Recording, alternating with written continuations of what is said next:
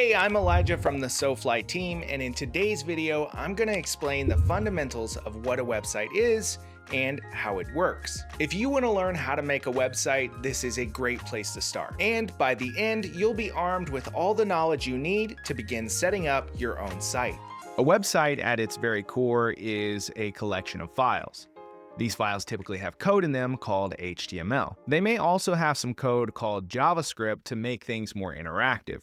For example, making something happen when you click a button, and code called CSS to make things look better. But these files on their own aren't very useful. We need three other critical pieces of the equation: the server, or the computer that delivers the files to the people who want to view them; the browser, which is the program that interprets these files into the images and layouts that we're used to seeing when you visit a website; and the URL or domain name, which is how people direct their browser to ask your server for your website's files. A server is, in simplified terms, a computer that's on all the time and that gives your website's files to people who ask for them. It runs specialized server software that handles incoming requests. It waits for those requests, then serves your website's files to the requester so that your website can be viewed via their browser. The browser is a program that allows you to input directions to a server via the URL bar usually, fetches the files the server provides, then shows them to you. It does a lot of heavy lifting in the form of transforming code from the files the server gave it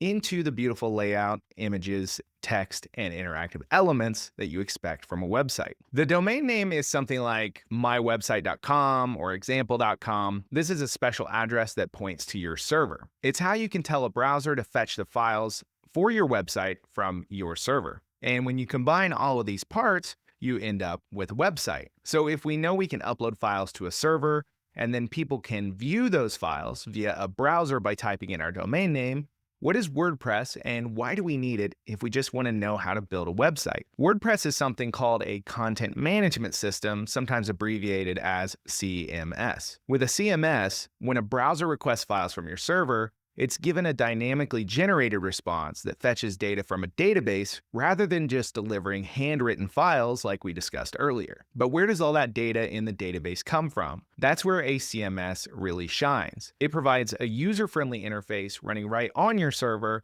that allows you to manipulate data in the database. This means you can easily update images, words, links, create new posts to show on your blog page, create new pages, and a bunch of other stuff. And since WordPress is extensible, it also has a huge collection of additional programs called plugins that add new features to it, making it virtually limitless in what it can do. Now you understand the fundamentals of what a website is and how it works, bringing you one step closer to knowing how to make a website. Check out the next video in this series to learn how to choose a hosting provider and set up your first hosting account and website.